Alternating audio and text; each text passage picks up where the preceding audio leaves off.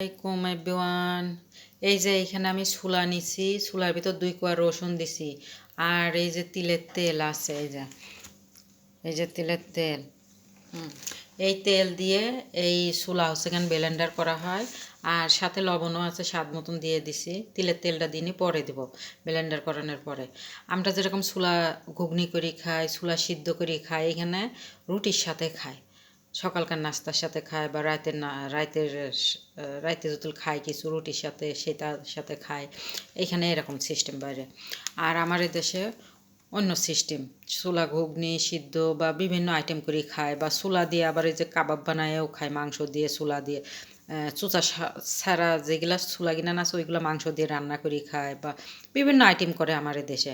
আর এখানে অত আইটেম না, মানে যে এইভাবেই খায়। আবার আরও কিছু আইটেম আছে, রুটি থাকবেই, এরকম আর কি। সাথেই থাকুন। তিলের তেল দিয়ে দিলাম। সব দেশেই খাওন কিন্তু একই, কিন্তু এক এক দেশে এক এক স্টাইলের রান্না করে আর কি। ছোলা কন, মাংস কন, মাছ মাংস কন, যত যাই কন, সব দেশেই একই সবজি, একই মাংস, একই মুরগি, সব কিছুই একই, ডিমও একই। এক এক দেশে এক এক স্টাইলে করে রান্না করি খায়, এই আর কি। আমার দেশেও তো এক এক গ্রামে এক এক রকমের রান্না, এক এক শহরে এক এক রকমের রান্না, এক এক জেলায় এক এক রকমের রান্না, এরকম করে খায়। এই দেশেও ঠিক একই। কোনো দেশের থেকে কোনো দেশ মানে অন্য রকম না, এক এক দেশের এক এক স্টাইলের খাওন।